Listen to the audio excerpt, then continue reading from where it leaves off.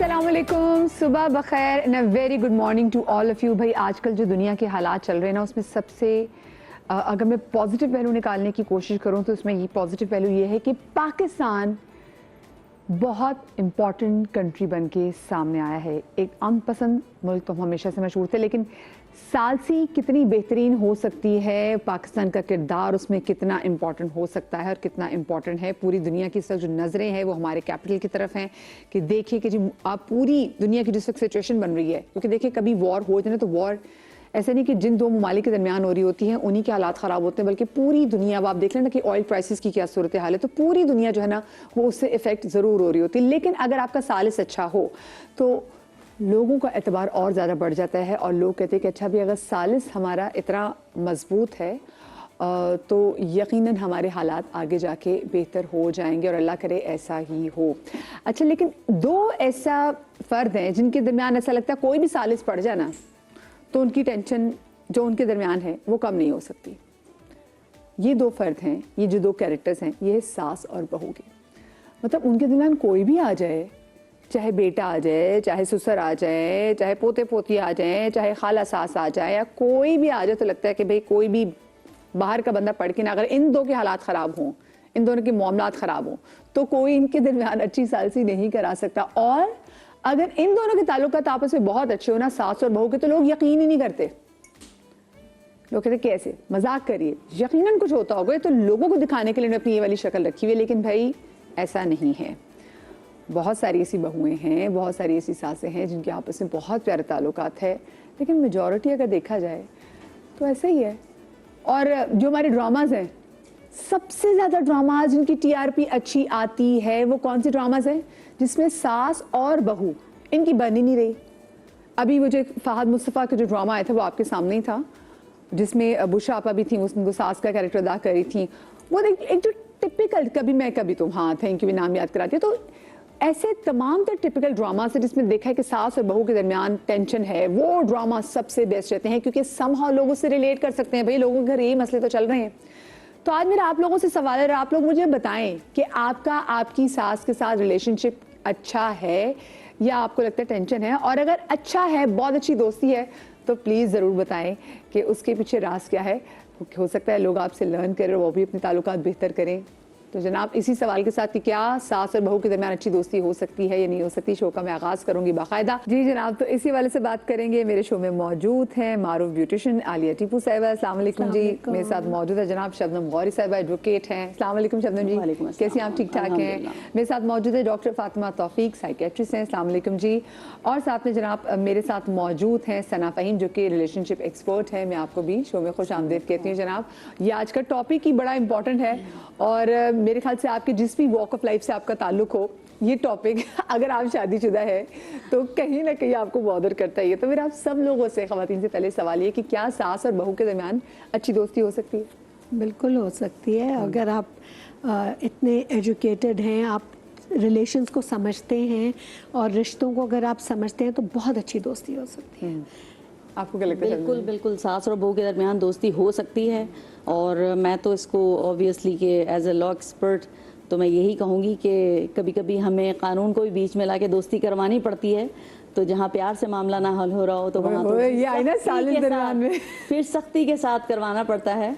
तो ये हो सकती है दोस्ती वगैरह इन दोनों के दरमियान। तो शबनम जी, तो आपने पता नहीं कितनी भी दोस्तियां कराई होंगी ऐसे। हाँ, लेकिन क्या वो ऐसी दोस्ती कराती है दिल से? एग्जैक्टली, क्या वो जबरदस्ती की चीज है? नहीं, फ्रैंकली मैं बताऊं, चीज है। कभी कभी कहते हैं ना, सीधी उंगली से घी ना निकल रहा हो तो उंगली टेढ़ी कर लेनी चाहिए। तो जब हमारे पास कोर्ट्स में मैटर आते हैं ना, तो उंगली टेढ़ी हो चुकी होती है और बहुत आराम से, बड़ी मोहब्बत से बड़ी दोस्तियां होती हैं। हमने पूरे पूरे घर बसते हुए देखे हैं। हमारा जब कानून बीच में आता है, पाकिस्तानी कानून बड़ा सख्त है, और सिर्फ बहुओं के लिए नहीं, ये सासों के लिए भी सख्त है। तो सास और बहू दोनों को एक दूसरे से बड़ी मोहब्बत से रहना है। बड़े सेक्शन इसमें अप्लाई होते हैं, तो बाकायदा कोर्ट के थ्रू प्रोटेक्शंस ली जा सकती हैं इसमें। क्योंकि जहाँ हमने देखा ना, जहाँ कोर्ट का मामला आ जाए ना, फिर दरमियान में बिला वजह की ग्राजेस बढ़ जाते हैं कि वो तो मैं कोर्ट, लोग कहते हैं हमारे लोगों की ना ईगो मुतासिर हो जाती है। हाउ डेयर यू, कोर्ट लेके चले गए, हो जाती है। लेकिन मोस्टली केसेस में ना लोग घबरा जाते हैं। नाम ही ऐसा है ना, कचहरी की सीढ़ियाँ, तो उससे लोग घबरा जाते हैं, तो मान जाते हैं बात मोस्टली। आप बताइए डॉक्टर साहबा। जी मेरा ख्याल है कि दोस्ती बिल्कुल मुमकिन है, लेकिन हर रिलेशनशिप को उसके असल में रखकर ही देखना चाहिए कि जो मेन इस चीज़ ताल्लुक का जो क्रक्स है ना, वो है रिलेशनशिप में रिस्पेक्ट। अगर रिस्पेक्ट नहीं होगी तो फिर मामला आगे चल ही नहीं सकेगा, और ये दो तरफा है। दूसरी बात ये कि दोस्ती के लेवल तक पहुंचने के लिए मेहनत करनी पड़ती है, और ये दोनों तरफ से की जाती है, और इसको वक्त मिलना चाहिए। अच्छा, वैसे है क्यों ऐसा कि सास और बहू के दरमियान जेलसी क्यों आ जाती है? गो के अगर देखा जाए तो दोनों की एक एज नहीं है। हाँ, उसमें मेन दोनों के लिए, एक के लिए बेटा बहुत इंपॉर्टेंट, एक के लिए मियाँ बहुत ज़्यादा इंपॉर्टेंट है। बहुत इंपॉर्टेंट, और वही शख्स जो है वो दरअसल बहुत इंपॉर्टेंट इस सिलसिले में भी है कि सास जो है ना उस वक्त एक फीलिंग ऑफ लॉस से गुजर रही होती हैं। जिस लम्हे शादी होती है उस वक्त एक, हम ये तो जानते हैं कि लड़की के घर वाले जो हैं वो बड़े उदास होते हैं कि हमारी बेटी चली गई, लेकिन लड़के के घर वालों के ये हालात होते हैं कि लड़का साथ मौजूद है फिर भी वो जो है एक फीलिंग ऑफ लॉस है, ठीक है, and that is more troublesome कि एक शख्स आपके आंखों के सामने मौजूद है, लेकिन वो अब आपको वैसा टाइम नहीं दे सकता जैसा कि वो, तो उसका टाइम डिवाइड हो रहा है, ठीक है। तो एक फीलिंग ऑफ लॉस को समझना बहुत ज़रूरी है कि जो घर वाले हैं उनका एक लॉस हुआ है उस वक्त, ठीक है। बेटी वालों के तो बेटी गई है, लेकिन घर वालों का बेटे वालों का घर में रहते हुए बेटा, it's not a loss. I am sorry to interrupt you, नहीं, इट्स नॉट अ लॉस। देखिए, अगर मैं उन्हें वही बात कही थी ना, ये समझने की बात है कि मदर्स को प्रिपेयर्ड होना चाहिए कि एक उसके लिए जो रिलेशन एक माँ का था, उसकी माँ है, और अब उसकी ज़िंदगी में माँ को ये समझना चाहिए कि खुशी जो एक रिलेशन की, पार्टनर की जो खुशी, अगर अपने आप बेटे से प्यार करते हैं, लेकिन वो देखिए करते हैं। देखिए, जब आप इस बात की हकीकत को समझेंगे और मानेंगे, उसी के बाद आप उस पर काम कर सकेंगे, ठीक है। अगर आप इस बात को तस्लीम कर लें कि अगर आप एक शख्स है, उसके पास ऑफिस और दोस्तों और सबसे निकलने के बाद 1 घंटा होता है, ठीक है, जो अब वो लाउंज में बैठ के सबके साथ गुजारता है, उसमें से अब आधा घंटा वो कमरे में गुजार रहा है, तो 1 घंटा डिवाइड हो गया ना, तो वो घर वालों का आधा घंटे का लॉस हो गया, ठीक है। तो पहली बात तो ये कि इस बात को समझने की ज़रूरत है। दूसरी बात ये कि यू नीड टाइम, दोनों को ही टाइम की ज़रूरत होती है। सास को भी पहले से, आप जितनी भी वेल प्रिपेयर्ड हो जाएं, बहुत सारी ख़वातीन होती हैं जो पहले से सोचा हुआ होता है उन्होंने कि हम बहुत अच्छी सास बनेंगे, ठीक है, बट जब आप वो उस मामले में आती हैं, उस रिलेशनशिप में एंटर होते हैं, तो डिपेंड करता है कि बहू कौन आई। हाँ, ये अगली की पर्सनालिटी बहुत मैटर करती है। मतलब आपने सोचा हुआ था, आपने फलां की बहू को देख के सोच लिया मैं होती तो मैं यूँ करती, फलां की बहू को देख लिया मैं होती तो मैं यूँ करती, लेकिन जो आपकी आई वो कौन है? अच्छा, मैंने अक्सर लड़कियों को देखा है कि जो लड़कियां चाहती हैं कि हमारी शादी के बाद किसी भी किस्म के इंटरफेरेंस जो है ना सास की तरफ से ना हो, तो वो कहती हैं कि, ये मैंने बहुत से लोगों से सुना भी है कि वो कमरों के दरवाजे खोलती भी नहीं है, ना वो बात करना पसंद करती हैं। अगर कोई सास के रिश्तेदार आ जाए तो ज़्यादा ही सर में दर्द होता है, दरवाज़ा भी नहीं खोलेंगी। तब उनको होता है कि हम एक, और मैंने देखा है ऐसी ख़वातीन होती हैं, वो चाहती हैं कि बस ठीक है शादी होगी, किसी तरीके से मैं लेके इनको बाहर निकल जाऊँ, बाहर के मुल्क चले जाएं। करती है। हाँ, ये एक और बात इसमें इंपॉर्टेंट ये भी है कि आप किस माइंडसेट के साथ आई हैं। आप न्यूक्लियर फैमिली की तमन्ना रखती हैं या आप जॉइंट फैमिली में ही रहने के लिए? क्योंकि कहीं कहीं ऐसा हुआ, सगी खाला की बेटी आई हुई, और वही सगी खाला की बेटी को आते साथ ही होता है कि बस अब मैंने नहीं करना, ये अब मेरे घर भी ना आए, ना मैं, ये मेरे पास है, ये भी बहुत होता है। देखिए, ये बहुत इंपॉर्टेंट है। अभी जैसे उन्होंने बहुत अच्छी बात कही कि आपकी अपनी अपब्रिंगिंग बहुत मैटर करती है, आपके पेरेंट्स ने क्या सिखा के आपको घर भेजा है। और प्लस जैसे अगैन मैं भी इस बात से अग्री नहीं करूँगी, ये लॉस नहीं होता, ये आपका माइंडसेट होता है। जो बीच में मिडिल मैन है, अ पर्सन जिनसे शादी हुई है, एक लड़की, वो भी उस घर में नहीं आ रही है, माँ, उसका बेटा भी जो सारी जिंदगी उसके साथ रहा है, अब जाके वो उसकी एक नई लाइफ स्टार्ट हो रही है, तो he has to make some balance. उसने बैलेंस करना है और दोनों को ही टाइम देना है। माँ भी उनकी है, वाइफ भी उनकी है। बेगम को भी ये बात समझनी है कि मुझसे पहले उसकी ज़िंदगी में उसकी माँ आई थी। मैंने अक्सर लड़कियों को ये चीज़ देखी है, शादी के बाद उन्हें होता है मेरा हस्बैंड। अरे बाबा, तुम्हारे हस्बैंड से पहले वो उस औरत का बेटा है, आप उसे जिंदगी भर छीन ही नहीं सकती। और ये बात 1 साल 2 साल में भी अंडरस्टैंडेबल है ही नहीं। और किसी भी बीवी भी रिप्लेस हो जाती है, मियां भी, हो ही नहीं सकता, माँ बाप रिप्लेस नहीं हो सकते, तो उनकी रिप्लेसमेंट कोई नेमल बदल है नहीं, बीवी का कोई नेमल बदल है नहीं। Everybody has their own boundaries, तो सब अपनी अपनी बाउंड्रीज में रहें, रिलेशंस की रिस्पेक्ट करें, तो रिलेशंस बहुत खूबसूरती से चलते हैं। But that does not mean कि माँ ये समझे कि हम बहुएं रिप्लेस कर सकते हैं, लेकिन हम माँ बाप नहीं की हो कोई सकते, रिप्लेसमेंट कोई नहीं, माँ बाप की लेकिन रिप्लेसमेंट माँ को नहीं भी है। चाहिए कि हाँ ये। सबकी अपनी जगह है। जगह है। अगर उस बंदे को बहुत ज्यादा बैलेंस करना पड़ता है। सबसे ज्यादा मेहनत उसकी वही की बैलेंसिंग होती बहुत है इंपॉर्टेंट है। शुरू के पार्ट में। अगर वो दोनों अपना को पार्ट अच्छा समझाने प्ले में। करें तो बहुत अच्छे से सारी चीजें अगर बैलेंस हो तो सकती एक हैं। पार्टनर या माँ या बीवी वो भी उस लड़के की सिचुएशन सोच कर के Exactly. जैसे मैं ये सोचती हूँ, मतलब I have a daughter in law, तो मैं सोचती हूँ कि खेचा तानी में किसकी, मेरी दिल का जो जिगर का टुकड़ा है, तकलीफ तो वो नहीं पहुंचेगी। परेशान। हाँ। क्यों? मतलब I like my son enjoying his life with his partner. मैं खुश होती हूँ, मुझे लगता है कि मेरा बेटा खुश है ना, मुझे पता अच्छा है एक उसको साथ क्या- में बता दें कि जो आपकी बहू है ये आपकी भाई की मेरी नन की बेटी है। हाँ, नन की बेटी है मेरी। मुझे ये बताएं, जब बच्चों की शादी हो जाती है और जब आपकी बहू घर में आती है तो हमें शुरू में अपनी बहू से क्या तवक्कुआत रखनी चाहिए? मैं अपने बारे में बताती हूँ कि मैंने ज़ीरो एक्सपेक्टेशन। मैंने आते ही कभी उसको ये नहीं कहा कि 12 बजे क्या 1 बजे क्या, जितने बजे भी उठे मैंने कभी दरवाज़ा नॉक नहीं करवाया। मैंने बल्कि दूसरों को भी कहा कि प्लीज़ डोंट डिस्टर्ब। मतलब अच्छा, आप भी तो बहू बन के गई थी ना, तो वो वहाँ पे देखे ना, अपने तो आप बड़ी मजे की सास है, अच्छी दोस्ती भी आपकी है। हाँ। जब आप बहू बन के गई थी तो आप दूसरे इन पे आपसे क्या तवक्कुआत थी? मैं गई थी तो जॉइंट फैमिली थी, मतलब बहुत ज़्यादा जॉइंट फैमिली। मतलब ये था कि कमरे से बाहर कदम रखने पे भी आपको सेट किया जाता था कि आपने क्या पहना है और क्या है। और मेरे और उस एरा में बहुत फ़र्क आ गया ना। मेरे जब मैं बनकर गई थी और मेरी एज इतनी अकल भी नहीं थी, 17 साल में I was doing my FSC में, और इतनी वो बातें नहीं थी हर बात में सुनना। वो अम्मी ने समझाया हुआ इन लॉज, बेटा सुबह नमाज पढ़ के वक्त पे देर तक नहीं सोना। मैं बता रही हूँ ना ये बातें, अम्मी की कही हुई बातें बहुत दिमाग में थी कि, तो मैं सोचती हूँ हर माँ की कही हुई बात उसकी बेटी के दिमाग में होती है कि बेटे ऐसा कोशिश करना कि सबकी कुछ हेल्प कर दो या सबको अपना वो करने की वो। और मुझे अकेला रहना ही नहीं था।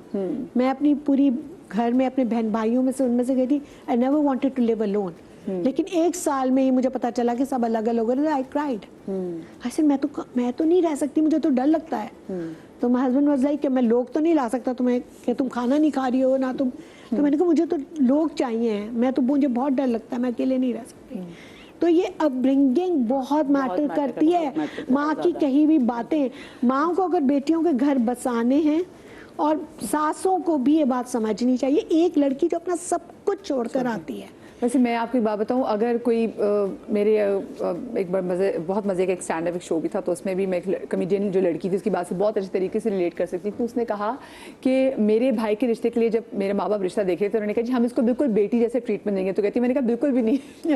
मैं भी कहती क्योंकि मेरे घर वालों ने तो कभी हमें 8-7 बजे के बाद, गर्मियों की छुट्टियों में भी 8 बजे के बाद सोने नहीं दिया। तो नहीं इतनी सख्ती होती थी। मैंने कहा है तेरा सख्त बहू को तो बेटियों पे तो बहुत सख्ती होती है। इसमें एग्जैक्टली बेटियों पे वाकई में बहू, इसको आप नेगेटिव ना लें, इसको पॉजिटिव लें कि बेटी बहू नहीं बन सकती और बहू बेटी नहीं बन बिल्कुल सही है। सकती। रीजन इज दैट कि हमारी अम्मी, मैं अपना ही एक्सपीरियंस शेयर करूंगी कि हमें परमिशन नहीं थी कि हम सुबह 8 बजे के बाद दिन भर सोएं। किसी को भी नहीं। मतलब आपने जो है ना किचन भी देखना है। और माशाल्लाह इस वक्त जो मेरी भाभियां हैं, लाइक मैं बड़ा हैरान भी होती हूँ, लेकिन मैं कुछ नहीं कहती कि चलो ठीक है। मैं आपकी बात को यहीं से कंटिन्यू करूंगी। ब्रेक आ गई शब्द जी, रुक जाओ, मैं बाद नहीं काटूंगी, छोटी सी ब्रेक के बाद मिलते हैं।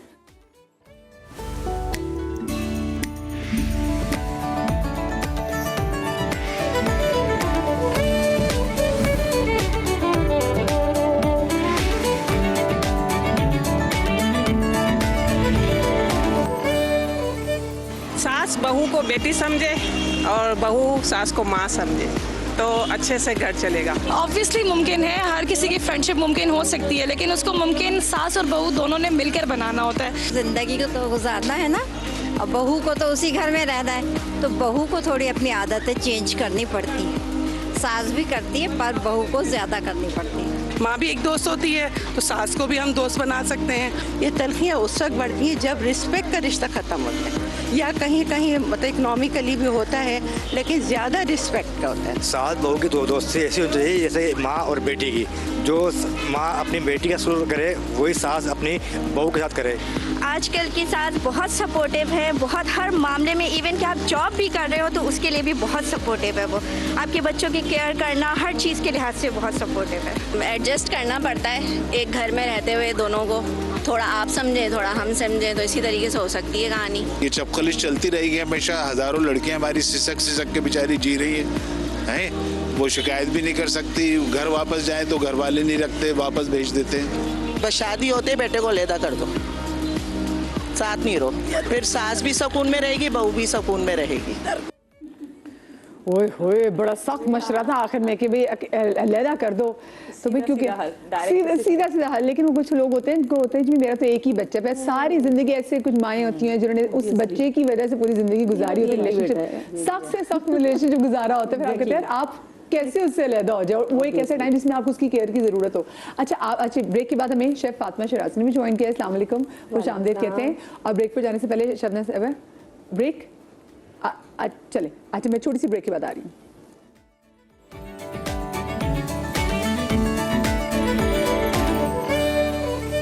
जी जनाब, welcome back after the break. और मैं जो बात कर रही थी, एक स्टैंड अप कॉमेडियन है हमारे हमसाय मुल्क की, नीरजा चतुर्वेदी, तो उनका बड़ा अच्छा एक स्टैंड अप एक शो था जिसमें उन्होंने कहा कि मेरे वालिदैन जो है उसके पेरेंट्स जो अपने उसके भाई का रिश्ता लेने के लिए गए, तो उन्होंने कहा कि उन्होंने लड़की वालों को बोला कि भाई देखें हम तो ना आपकी बेटी का ख्याल बिल्कुल अपनी बेटी जैसा रखेंगे। तो कहती मैंने कहा ये क्या कह रही है, ये तो बिल्कुल साफ साफ धमकी है, क्योंकि मेरे मामा तो बहुत सख्त है, तो अब किसी की बच्ची को बुला के भी इसके साथ वही सलूक करेंगे जो मेरे साथ करेंगे। तो मैं आपसे बात कर रही थी शबनम जी कि आपके हाँ तो यही हमारे यहाँ होता था कि जैसे हम पे बड़ी सख्ती हमारी अम्मी ने रखी हुई थी कि मॉर्निंग जल्दी उठ जाना है, दिन भर नहीं सोना है। ज़रा अगर हम लेट भी जाते थे तो कहती क्या सुस्ती लगाई हुई है, उठो जाके कमरा समेटो, अलमारी ठीक कर लो, सोना नहीं है और रात को जल्दी सोना है। अच्छा अब बहुएं आ गई हैं तो बिल्कुल उलट। मैंने कहा अम्मी आपने अपने घर का माहौल क्या किया हुआ है। अब वो चूंकि मैं अपने घर की हूँ तो मैं उनसे नहीं बोलती, लेकिन कुछ ना कुछ चुटकुला छोड़ देती हूँ, यार तुम लोग की तो अय्याशी लगी हुई है, सोते रहते हो पड़े हुए। अच्छा और हमें जो आदत शुरू से सुबह उठने की वो आज तक चल रही है, अर्ली मॉर्निंग उठना है पूरा दिन। इवन दो मेरी सास she is very good friend of mind, बहुत अच्छी हैं, उन्होंने एक सख्ती देखी अपने ज़माने में, उन्होंने बिल्कुल मुझे इम्प्लीमेंट नहीं किया। 21 साल हो गए मुझे मेरी सास के साथ माशाल्लाह से। मैंने एक टफ टाइम गुजारा, तो मेरी बहू ना गुजारे। हाँ। तो मतलब बहुत ज़्यादा पढ़ी लिखी नहीं है, लेकिन इतना शऊर कि मतलब हद से ज़्यादा, और बल्कि मुझे बिगाड़ती हैं। वो कहती है तुम सोती नहीं हो, तो सोया करो देर तक, सुबह उठी बैठी होती हो, छुट्टी वाले दिन भी सुबह उठ के बैठी होती हो। तो ये थोड़ा सा ये कि सासों को भी थोड़ा रियलाइज़ करना चाहिए और बहुओं को भी। और ये सारी चीजें डिपेंड करती हैं तरबियत पे। अगर आपकी तरबियत अपने घर से ऐसी है कि आप शुरू में ही अपने मतलब दादा दादी से और फुफियों से एंटी देख रहे हैं अपनी माँ को बाप को, तो बच्चे या बेटियां आखिर में वही सीख रही होती हैं। एग्जैक्टली वाकई उनको ये होता है जब वो देख रही होती है कि माँ के किसी के साथ जरा अच्छी दोस्ती नहीं, फिर उनको भी होता था कि हम भी ऐसे आइसोलेशन में चले जाएंगे और हमने सबको सबसे पहले सबके पत्ते काट देने, टॉक्सिक हो जाते हैं। ये अजीब सी थिंकिंग है और इस्लाम में भी है कि आपने सुलह रहमी रखनी है। हाँ ये सिस्टम हम लोगों को आसपास देखते हैं। मतलब आप अगर हम तालीम के वाले से बात भी करें तो तालीम याफ्ता भी है जी उसके बाहर के मुल्कों से पढ़ के आए हुए फिर भी ठीक है। अच्छा मुझे बताएं क्या तवक्कुआत, आपको क्या लगता है हमें क्या तवक्कुआत रखनी चाहिए कि अगर कोई लड़की जिसको आप ब्याह के अपने घर लेकर आते हैं उसको हमें कितना टाइम देना चाहिए कि हाँ भी इसको इतना टाइम लगेगा एडजस्ट होने में? टाइम तो लगेगा, सबसे इम्पोर्टेंट चीज़ है स्पेस दें आप, बहुत ज़्यादा इंटरफेयर नहीं करें। देखिए ठीक है आपका बेटा, जैसे जब भी शादी होती है ऑब्वियसली आपने अपने बेटे को पाला है, बड़ा किया, पाल पोस के, उनकी एक आदतें होती हैं कि मेरा बेटा तो मेरे हाथ का ही खाना खाता है या मेरे हाथ का पराठा खाता है। अब जब शादी हो गई है ना तो उन्हें उनकी जिंदगी एंजॉय करने दें, अच्छा बुरा जैसा भी उन्हें स्पेस दें, उन्हें ये। लेकिन ये होता था कि वेडिंग नाइट पे ड्रामास में भी इनमें फिल्मों में देखा कि वेडिंग नाइट पे वो कहते थे बिल्ली मारते कि आप बता दे कि जी मेरे घर में ये रूल्स है, ये मेरी माँ मेरे लिए इंपॉर्टेंट है, मेरी बहन मेरी ऐसी है, वो आएगी उससे मेरे।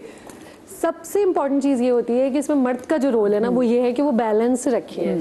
माँ का मुकाम बिल्कुल सही बात है, वो माँ की जो जगह है वो बीवी को नहीं दे सकता, जो बीवी की जगह है वो माँ को नहीं दे सकता। जो बीवी का जो लाड है, जो प्यार है वो अलग है, जो माँ का लाड है प्यार है वो अलग है। असल चीज़ यहाँ पे जो कमज़ोरी है, जहाँ पे जो बिगाड़ है वो मर्दों की वजह से, उन्हें समझ ही नहीं आती। अगर माँ है तो माँ बहुत मतलब यू नो कि बिल्कुल ही कि भाई कोई भी कुछ भी कर ले, माँ ने अगर कह दिया तो बस वो उर्फ़ आखिर है। कहीं ये है कि वो बीवी के ऐसे जोरों के गुलाम होते हैं कि वो फिर माओ को, घर वालों को, भाइयों को सबको छोड़ देते हैं और सिर्फ वो बीवी के कहते हैं थल्ले लग गए। बैलेंस बहुत ज़रूरी है मुझे लगता है। और मज़ेदारी भी इसी में है, जब मेरी शादी हुई तो मैं सबसे बड़ी बहू थी, तो मेरी सास बड़ी एक्साइटेड थी और मैं बहुत बड़े फुरे घर से, दादा दादी और सारे हमने रिश्ते देखे करीबी, तो वहाँ पे भी यही था कि मेरे हस्बैंड की दादी भी माशाल्लाह उस वक्त हयात थी, मेरी सास ससुर, मेरे देवर थे, बहुत बड़ी फैमिली थी, बड़ा हम इंजॉय करते थे। हम बहुत। और मैं एक बात बताऊं यहाँ पे, मैं ये कहना चाहूँगी कि ये कहना कि जी सास माँ है, बेटी बहू को हम बेटी बना के, ये नहीं होता। होती है दोस्ती। आपकी लड़ाई होती है भाई, नहीं, लड़ाई की तो नौबत ही ना आए, आप दोस्ती कर लें, उनके मिजाज को समझें, उनको क्या पसंद है। आप छोटी छोटी सी जो टिप्स हैं, जैसे मैंने क्या किया जब मेरी शादी हुई, ऑब्वियसली मैं खाना अच्छा बनाती थी तो मुझे ये होता था, मैंने सबका पूछ लिया कौन क्या शौक से खाता है, कौन क्या शौक से खाता है, मैं उनकी पसंद की चीज़ें बनाती थी, वो बड़ा इंप्रेस होते थे। या मेरी सास को गार्डनिंग का शौक था तो मैंने भी उनके साथ, मैं तो अपने घर से ये सब चीज़ें सीख कर आई थी, तो उनको मैंने और चले ये लेकर आते हैं, ये पौधे ले आए, ये ले आए। हाँ, उनको सरप्राइजेस पसंद थे। तो मेरी शादी के बाद जब उनकी पहली वेडिंग एनिवर्सरी, मतलब मेरी शादी के बाद जब उनकी वेडिंग एनिवर्सरी, तो मैंने रात के 12 बजे उनको सरप्राइज, वो हमेशा उन्होंने याद रखा। ये चीजें, छोटी छोटी चीजें बाकी बड़ा मैटर करती हैं। अच्छा, ये जो घर के रूल्स एंड रेगुलेशन जो अक्सर लोग होते हैं कि जो नई लड़की आई है, देखिए, और बाकी अगला किसी और माहौल का होता है, और अगर अब तो खैर आजकल फ़ोन है तो आप बातचीत भी कर लेते हैं, आपको सब पता होता है कि घर में कौन बंदा कैसा है, और आपका आना जाना भी बहुत होता है। लेकिन वो जो घर के रूल्स एंड रेगुलेशंस बताना, वो कब बताने चाहिए? अब बताने चाहिए या वो वक्त देना चाहिए? मेरा ख्याल है वो समझ आ जाते हैं, वो जब आप महीने 2 महीने गुजारते हैं तो वो बताने से बेटर जो है ना, कम्युनिकेट करना होता है। इस वक्त क्या प्रैक्टिस होती है, लड़की खामोश बैठी हुई है, सास भी खामोश बैठी है, वो ऑटोमेटिकली एक सास बहू का जो रिश्ता है ना, वो स्पेस मतलब आने लगता है उन लोगों में। ऐसा नहीं हो, कम्युनिकेशन करते रहना चाहिए, एक दूसरे की छोटी छोटी चीज़ों में तारीफ करनी चाहिए, सॉरी है, अप्रिसिएशन है, ये सब चीज़ें ज़रूरी हैं। अब कम्युनिटी मतलब रूल्स, अगर घर के रूल्स होते हैं, और मेन प्रॉब्लम ये होता है कि जो आने वाली है वो टोटली डिफरेंट घर से आई। बात जैसे ना, कुछ लड़कियां मैं देखती हूँ, मैं खुद मेरी हट जाती, मेरी मैं एक्स लड़कियों को दिख रहा 12-1 बजे 2 बजे तक जब लड़कियां सोई होती हैं, मेरा दिमाग ऑफ हो जाता है। मतलब मैं खुद भी रात अगर लेट हूँ, ये तो आपका दिमाग ऑफ हो जाता है कि मुझे तो यार क्या नहूसत है घर में। अगर आप नहूसत, मेरे अंदर एक पुरानी को दादी, अगर आपकी कोई दादी परदादी हैं तो मैं उन्हीं की बेस्ट फ्रेंड हो सकती हूँ, जो मेरा दिमाग है। खैर, तो आपकी कुछ चीज़ ऐसी आप बताएं कि बेटा देखो, हमारे घर अच्छा नहीं समझा जाता, आप चलो मैक्सिमम 10 बजे तक उठ जाओ, 10:30 बजे उठ जाओ, ठीक है, रात आपने जितने लेट सोना सोएं। लेकिन छोटी छोटी चीज़ें होती है बेटा, चाहे हमें होता है हम साथ मिल के खाना खाएं या नाश्ता मिल के करें, कमरों में खाना, बेटा ज़रा शुरू में आपको होता है यार साथ मिल के खाना खाएं, छोटी छोटी चीज़ें। मैं रूल्स एंड रेगुलेशन में ये बात करी हूँ कि रूल्स एंड रेगुलेशंस असल में बहुत ज़्यादा मैटर करता है कि आप किस तरह कम्युनिकेट कर रहे हैं, ठीक है। अगर आप एक डर्टी बॉस की तरह कम्युनिकेट कर रहे हैं तो वो सामने वाले की इज्जत नफ्स का मसला बन जाएगा, ईगो पे आ जाती बात, वो ईगो इश्यूज बन जाते हैं। अगर आप उसी को ज़रा मोहब्बत से एक्सप्लेन कर दें, ज़रा लॉजिक से एक्सप्लेन कर दें, और वो अपने ज़ाती मामला नहीं बल्कि घर के सिस्टम का पार्ट बना के बता दें, तो वो निस्बतन आसान हो जाएगा सामने वाले को एक्सेप्ट। बहू को बताना चाहिए, बेटे को बताना चाहिए कि घर की जो है कि देखो हमारे घर में ऐसा होता है, ऐसा होता है। जो शीरीन गुफ्तार हो उसे बता देना चाहिए, जिसको बात करनी आती हो। लेकिन अगर सास बताएंगी, सास को नहीं, अगर सास बताएंगी तो उसको ज्यादा लग जाएगा। मेरा ख्याल है कि वो जो मानने वाली बात होगी ना, वो शायद अगर आप इस तरह से डिक्टेट करेंगे, मुझे ऐसा लगता है, तो वो शायद जो मानने वाली बात है वो भी नहीं मानी जाएगी, और ट्रिगर होगा। में होते हैं मतलब आप जिंदगी को आसान बनाएं, नहीं इसके बावजूद में चलें, एंजॉय करें जिंदगी को। देखिए हम इसको आदाब कह देते हैं, हम इसको रूल है, हम इनको हर घर के अपने आदाब तौर तरीके होते हैं कि वक्त के साथ चीजों ने समझ आ जाती। दो सगी वो बेचारी तो बोल रहे थे, वो कहेंगी मैं बैठी हुई। आप जब एक घर में आते हैं ना, सपोज जैसे मेरा ससुराल है, माशाल्लाह मेरी बहुत बड़ी फैमिली है, माशाल्लाह मैं जॉइंट फैमिली में नहीं रहती, लेकिन हमारी बॉन्डिंग ऐसी है।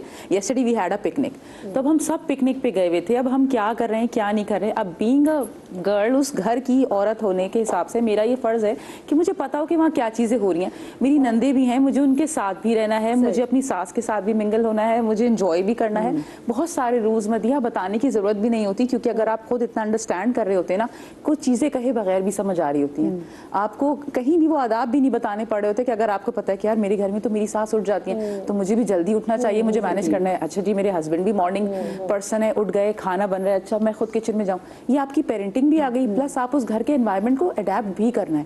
मैं सोचूं कि नहीं हर कोई आएगा और मुझे बताएगा, और अब मुझे बता दिया तो मुझे बुरा लग जाएगा, तो आपके अंदर अडेप्टेशन भी तो होनी चाहिए। ये चीज होती है कि इट्स माय लाइफ, यस, ये चीज नहीं होनी चाहिए तरीके से। मतलब लोग ये बात बिल्कुल मुझे ये बात सही लगती है, तो लोगों के अंदर वो देखती हूँ वो बिल्कुल भी लचक नहीं होती। नहीं, ये नहीं हो सकता। एक कड़वी बात है, देखिए एक कड़वी बात ये है कि जब हम कोई जॉब ज्वाइन करते हैं ना, तो हमें वो फॉलो करने पड़ते हैं उसके रूल्स, हमें सुबह टाइम पे भी पहुंचना पड़ता है, बॉस की बात भी माननी पड़ती है, इस जगह पे कप रखने की जगह है, यहाँ टीबार है, मतलब इट मैटर्स। तो इसी तरह जिस तरह हर जगह के अपने कुछ आदाब होते हैं, बट नोइंग एवरीथिंग ये याद रखना चाहिए कि चेंज बहुत मुश्किल होता है। चेंज करना मतलब आपने बहुत मासूमियत और प्यार से भी समझा दिया कि बेटा 12 बजे सो के उठना बुरा समझा जाता है, जिसने उठना है उसके लिए बहुत मुश्किल है, बट स्लोली 10 बजे 9 बजे उठना बहुत मुश्किल है। यूजुअली घरों में बुजुर्गों को टेंशन ही होती है, बट मदिया स्लोली यू कैन। देखो मैं अपना एक्सपीरियंस बता रही हूँ, मेरी बहू सबसे छोटी थी घर में, she was the baby of the family. उसकी अम्मी बहुत अच्छा खाना पकाती है, बहुत अच्छा, मतलब लंदन में उनका मशहूर है खाना, उसे कभी खाना नहीं पकाया था। उस वो मतलब बेबी को बेबी की तरह से डील किया जाता है ना, ये हर लाड में इसमें उसमें। तो आई नेवर पुश्ड हर के ये वो, बट उसके मियाँ ने उसको बहुत प्यार से, जब हम लंदन जाते थे तो उसने कहा कि मेरी नन के यहाँ से खाना बन के आ रहा है, तो मेरे बेटे ने कहा कि नहीं मैं अम्मी के यहाँ से नहीं आएगा, रूसा तुम कोशिश करो, तुम पकाओ अब्बू के लिए खाना, मतलब अब्बू को तो चाहिए प्रॉपर खाना और ये वो। उसने सीखा, मतलब वो उसने ट्राई किया, वो क्या ज़बरदस्त माशाल्लाह अब खाना पकाती है, मिनटों में पूरी दावत का पूरी, मैं आपको बता नहीं सकती। और मैं लंदन में आपको पता है मुलाजिम नहीं होते, नौकर नहीं होते, तो वो ये होता था कि सुबह में वो स्कूल टीच करने जाना है उसे, she is a lawyer as well, तो वो सुबह उठ के, वहाँ की बच्ची है, वहीं पैदा हुई है, वहीं पली बड़ी है, मैं आप लोगों को ये बता रही हूँ, और बेबी ऑफ द फैमिली। लेकिन सुबह उठ के उसकी कोशिश होती थी, मैं फजर में उठती हूँ, लेकिन वहाँ के लोग ना जल्दी काम पे लग जाते हैं, नहीं वो हमारे लिए टेबल पे पूरा फ्रूट्स काट के कितना टाइम लगता है, फ्रूट्स टीपू के मेरे फ्रूट्स काट कर और पूरी सीरियल बना के हम दोनों का पूरा नाश्ता प्रॉपर लगा के, तो हम जब उठते तो हमारा प्रॉपर नाश्ता। आप लोगों की एक कमाल है। अच्छा मिसेस हुमैरा मेरे साथ मौजूद है कराची से कॉल। अस्सलाम वालेकुम जी। वालेकुम अस्सलाम, बहुत आप सब लोग को अस्सलाम वालेकुम। वालेकुम अस्सलाम। क्या कहना चाहेंगी भी आज की टॉपिक पे? हो सकती है सास और बहू की दोस्ती बहुत अच्छी हो सकती है। असल में असल दोस्ती यही है, क्योंकि अगर हम समझे कि हम भी कभी बहू थे तो जो गलतियां हुई अगर उनको हम नहीं करें, दोहराए नहीं, तो आगे के वक्त के लिए बच्चियों के लिए एक्सीडेंट है। क्योंकि अगर मैं ही समझती हूँ, माशाल्लाह एक ही बेटा है और 5 साल हो गए उसकी शादी को, माशाल्लाह अल्हम्दुलिल्लाह। जिस दिन फर्स्ट डे था जब मैं लेकर आई, तो कहते नहीं डायलॉग होता ना, बेटी बना के लेके जा रहे, लेकिन मैंने उसकी मदर से कहा, मैं कहा ये डायलॉग नहीं है, ये असल है, ये आप थोड़े टाइम बाद देखेंगे तो आपको यही मिलेगा जो मैं बोल के जा रही हूँ। और अल्हम्दुलिल्लाह उस बच्ची ने भी मदिया शादी से पहले का भी सपने बोया था, मास्टर्स करी हुई, बहुत अच्छी एजुकेटेड बच्ची, बहुत नरम लहजे में बात करने वाली, क्योंकि बहुओं की तारीफ करने कोई बुराई थोड़ी करनी चाहिए, मैं तो कहती हूँ। हाँ बिल्कुल सही बात करनी चाहिए, क्योंकि उनको भी तो कोई अप्रिशिएट करे ना, कौन करे। बिल्कुल सही बात।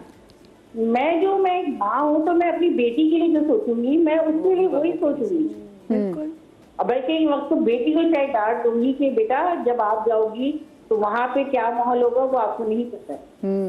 और जो मेरे पास आ गई है उसको सब पता है कि जब शुरू हुई थी तो मेरी बेटी ने उसको ये कहा कि बेटा ये आप देखो हम लोग कैसे काम करते हैं, हेल्पर भी है, सब कुछ अल्हम्दुलिल्लाह। एक और चीज मदिया, आजकल असल में फैमिलीज को वो जगहें देनी चाहिए उसको के लिए जो उनसे मैच करती है, ना ऊपर जाना चाहिए ना नीचे। बिल्कुल अगर बेटी सोच ले ना, आप जैसा पैसा है और बेटी और पैसा लेकर चला रहे हैं तो उसको और चीज की चाहत होगी, वो ये कहेगी कि मैं तो ऐसे रहती थी, मैं तो ऐसे। तो आप ये चीजें नहीं रिपीट करना, आप कहिए अब जो हम रह रहे हैं आप भी ऐसे रह रहे हैं, क्योंकि मैं बहू मेरी खुश है तो मेरा बेटा खुश है। बात बिल्कुल सही है। और आपने ये सही बात की कि अगर जब आप अपने घर के माहौल जैसे दूसरे माहौल से लेकर आते हैं तो वो लड़की को एडजस्ट होने में ज्यादा मुश्किल नहीं होती, ससुराल को भी मुश्किल नहीं होती है। एक ये जो चेंज वाली बात है ना, उसको मैं आपकी बात को बढ़ाऊंगी कि जैसे आपने जिक्र किया कि बहू ने बहुत चेंजेस उसके अंदर आए, उसमें बड़ों का और घर वालों का कमाल ये होता है कि आप उस चीज को रीइंफोर्स कितना करें, आप इनकरेज कितना करें, मतलब rewarded responses are repeated, everything that is rewarded will be. तारीफ करनी चाहिए, चाहिए। एप्रिसिएशन बहुत इम्पोर्टेंट हम है। टीचर को कितनी भी सैलरी पे कर रहे हो, if you are not paying in appreciation और you are not rewarding anything, वो चीज सब कुछ धरी है जो हर मंथ लेके जा रही है, लेकिन एक छोटा सा जुमला सबके सामने, थोड़ी सी क्लैपिंग, एक appreciation, same goes for us. जब मेरी सास मुझे सबके सामने, अगर मैं जैसे अलग रहती हूँ और मैं किचन में चली आऊंगी, उनकी एक आवाज आएगी, चाहे मैं अब पकौड़े बना रही हूँगी रमजान में अक्सर, तो हमारा ससुराल का किचन मुझे थोड़ा गर्म फील होता है मेरे किचन के अकॉर्डिंग, तो उनकी जब आवाज आएगी ना, क्या कर रही हो, आ जाओ बस बाहर आ जाओ, वो सारी खत्म, कितनी भी मेहनत, छोटी सी ब्रेक के बाद तो ये और ये होता है।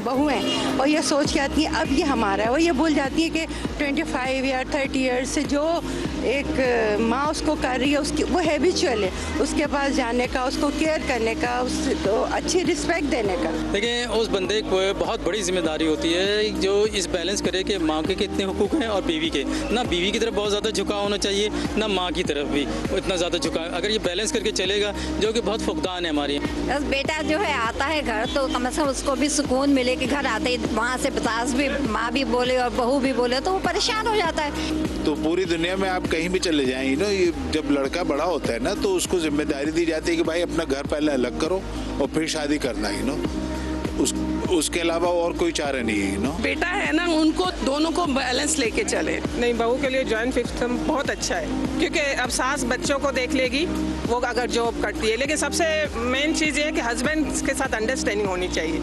आजकल के दौर में कोई काम नहीं आता, जॉइंट फैमिली बेस्ट है। वैसे बाकी कुछ जगहों में मैंने देखा है कि बहुओं के लिए काम करना बहुत आसान हो जाता है, क्योंकि जो सासें हैं वो बहुत अच्छा कॉपरेट करती हैं। मुझे बताएं एडवोकेट साहब, लड़कों का रोल कितना इम्पोर्टेंट है इन दो फर्दों के दरमियान अच्छा ताल्लुक रखने के लिए और इनके दरमियान जेलसी, क्योंकि देखिए अगर आपका एक ही बच्चा हो, उसमें मैंने स्पेसिफिकली लोग देखे, लोग भी कतराते हैं, अगर इकलौता बेटा ना तो कहते नहीं भाई इकलौते बेटे से नहीं शादी करनी, रिश्ता भी आया ना नहीं, क्योंकि उनको पता है कि माँ की सारी एक्सपेक्टेशंस बहुत हाई होंगी। और अगर देखा जाए, अगर आप माँ के एंड से देखें, यू नेवर नो वो किस टॉक्सिक शादी से गुजरी हुई हो और वो एक उस बच्चे की वजह से पूरी अपनी जिंदगी गुजार दे, फिर कल जब शादी हो तो फिर लोग उससे एक्सपेक्ट करते हैं कि बस आप तुम बेटे को अलहदा कर दो, तो वो क्यों अलहदा करे, ठीक है ना। तो वो जो एक उस लड़के का जो रोल है वो कितना इंपॉर्टेंट होता है इसमें? सबसे ज्यादा इम्पोर्टेंट रोल होता है एक लड़के का ही, क्योंकि वही दोनों को लेके साथ चल रहा है। अगर वो एक तरफ झुकाव कर देगा और मुसलसल, सपोज अगर चलो माँ की तरफ ही ले जाते हैं, अगर बीवी के साथ बैठ के माँ को ही गलत कहता रहेगा तो बीवी की भी जबान बहुत ज्यादा खुलेगी और वो डिसरिस्पेक्ट पे आ जाएगी। उस लड़के को लेके चलना है दोनों को। अच्छा, उसका सबसे अच्छा तरीका ये होता है कि बीवी, चूंकि जाहिर सी बात है वो अपने घर वालों को छोड़ के आई, तो उससे उसने बड़े प्यार से रखना है और bedroom is enough to express their love. तो उसको वो बताए कि भाई तुम थोड़ा सा रियलाइज करो, मैं तुम्हें और मोहब्बत करूंगा अगर तुम मेरे घर वालों की रिस्पेक्ट करोगी। और इसी तरीके से माँ बाप को भी थोड़ा समझाना चाहिए कि मतलब उसको थोड़ा सा टाइम दें, थोड़ा स्पेस दें, वो सुधर जाएगी अगर बिगड़ी हुई है तो, अदरवाइज कि वो समझ जाएगी। टाइम, ये सारी चीजें टाइम लेती हैं, 4-5 साल लगते हैं किसी भी लड़की को ससुराल को समझने में, उसको देखने में। वहाँ बड़ों का रोल ये है कि इस पे हम सास बहू की बात करें तो हम सास को ही रखते हैं स्पेसिफिकली, तो सास का रोल ये है कि वो थोड़ा सा उसको नज़रअंदाज करे, कुछ गलतियों को इग्नोर करे कि चलो बेटा हम ये दोबारा सीख लोगी, दोबारा हो जाएगा। बेटे का रोल क्या है, उसकी बीवी को समझाता रहे कि नहीं तुम करो, अम्मी तो तुम्हें बड़ा पसंद करती हैं। ऐसा ना करे कि यार मेरी अम्मी तो यही बातें करती हैं और उधर माँ से करे ये तो यही बातें करती हैं, तो हो ही नहीं सकता, मतलब बिल्कुल भी सेट नहीं। मैं तो काम पे जा रहा हूँ, तुम लोग अपने प्लीज मामला खुद सही करो, ये सबसे बड़ा गलत है। अगर आप किसी की लाडली बेटी लेकर आए हैं अकलौती, उसमें भी एक तो अकलौते बेटे से वाकई बहुत ज्यादा एक्सपेक्टेशंस होती हैं, और किसी ऐसी इकलौती बेटी, किसी की छोटी उम्र की लाडली बेटी आप लेकर आए हैं, नाजों में पली, आपको नजर आ रहा है कि उस बच्ची ने, और बताया जा रहा है, पेरेंट्स बता रहे हैं कि देखें इस बच्ची, और देख बचपन से उसको देखा है आपने कि वो उस बच्ची ने घर के काम वाम कुछ नहीं किए हुए, और आपको फिर भी वो अपने बेटे के लिए चाहिए, और कम उम्र भी है, प्यारी भी है, नाजों पे पली भी है, अकलौती है, ठीक है ना। हाँ तो हमारी बेटी, हाँ ये तो हमारी बेटी। और दूसरे दिन से आप उसको, बच्ची को अपने प्यार मोहब्बत से एक वैसे मैं एक बात को अक्सर लोग जो हम हो सकता है अगेन आप लोगों को मेरी बात बुरी लग सकती है, लेकिन आपने चाहे बच्चे बहुत नाजों से पाले हों तो आपने फिर भी अपने बच्चे को अगली लाइफ के लिए, क्योंकि माँ बाप सबसे बड़ी गलती करते हैं कि आप अपने बच्चों को प्रैक्टिकल आपके नहीं, आप उसको यूनिवर्सिटी जोकर छोड़ देते हैं, फिर वो लिटरली फिर आप ये सोचे लड़की बाहर के किसी लर्निंग की एज जब शुरू हो रही है, आप देखें ना उसने लर्न किया, वो मैं अगर किसी की बात कर रही हूँ तो वो बच्ची आप मतलब she is on the top right. लेकिन नहीं वो देखिए मैं आप किसी एक पर्टिकुलर केस के बारे में बात करें, मैं ओवरऑल में जेनेरिक बात कर रही हूँ कि आप अगर किसी बच्चे को बहुत लाडो से भी पालते हैं तो आपको ये, हम भी लाडो के पले बड़े हैं, लेकिन हमारे माँ बाप ने, मेरी अम्मी ये भी सुनाती थी बेटा अगले घर जाके मुझे गालियां नहीं पड़वानी, और वो अगले घर वो आपका अपना ही घर होता है कि आपका नजर आ रहा होता है पीछे आपकी क्या तरबियत है। मदिया यही बच्चे अभी वही इकलौती बेटी जब बाहर पढ़ाई करने चली जाएंगी तो वो अकेली रह रही होंगी तो वो खाना भी बना लेंगी, सब मैनेज कर लेंगी, और यही इकलौती बेटी अगर शादी होके जाएंगी तो दूसरा ऑप्शन होगा कि मेरी बच्ची नहीं मैनेज नहीं कर सकती। ये माइंडसेट बहुत डिफरेंट है। वो तो जब वो बच्ची वहाँ मैनेज कर सकती है अकेले अपनी लाइफ के लिए, तो वो यहाँ भी मैनेज कर सकती है। अगर आपको लगता है आपकी बच्ची बहुत लाडो पिटी है, आप उसको मत किसी ऐसे घर में ब्याएं, आप मत करें बच्ची की शादी, क्योंकि करना तो पड़ता है। हाँ, मेरी माँ ने एक चीज सिखाई है, हर लड़की जब पढ़ती है सब करती है, कम उम्र लड़की से जो शादी गए ना सब पढ़ती है वो करते हैं, सब करते हैं, और आपको अपना बैलेंस करके चलना पड़ता है। इमोशंस बहुत ज्यादा प्यार से इमोशंस करते हैं यार, वो ना ओवरलैप बहुत हो रहा है जी। इमोशंस बहुत ज्यादा मैटर करते हैं कि कोई भी लड़की जिम्मेदारी उस वक्त खुशी खुशी लेती है जब उसका दिल खुश होता है, ठीक है। अगर वो उन लोगों के साथ खुश है, अगर वो शौहर के साथ खुश है, वो कंफर्टेबल है, तो वो डेफिनेटली अपने अंदर तब्दीलियां पैदा करने के लिए तैयार होती है। जहाँ चिढ़ आ जाए ना कि किसी से कोई चिढ़ गया है, तो फिर अब आप और या आपने उसकी अना को हर्ट कर दिया, फिर बिला वजह अना बेल भी तो करते हैं। आसपास की कुछ बहुत सारी ऐसी दोस्तें और बहुत सारी आसपास की फ्रेंड्स होती हैं जो आपसे कहती हैं कि भाई तुमने ये नहीं करना, कोई जरूरत नहीं, क्योंकि अब आपको लोग पहले समझाते थे कि बेटा आपने सब्र करना है, ये करना है, वो करना है। अब पीछे लगे थे तुमने दो नहीं सुननी, तुमने कमरा नहीं खोलना, तुमने लिफ्ट नहीं करानी, ज्यादा तुमने नहीं करना, खाना खराब कर देना ताकि नेक्स्ट टाइम तुझसे खाने का बोले नहीं, तुझसे कपड़े प्रेस करने का बोले, कपड़े जला देना, आपकी कंपनी चाय बहुत बुरी बना के देना, तरबियत बहुत मैटर करती है। एक चीज मैं यहाँ पे बोलूंगी, देखिए सिनेरियो बेस्ड होती हैं चीजें।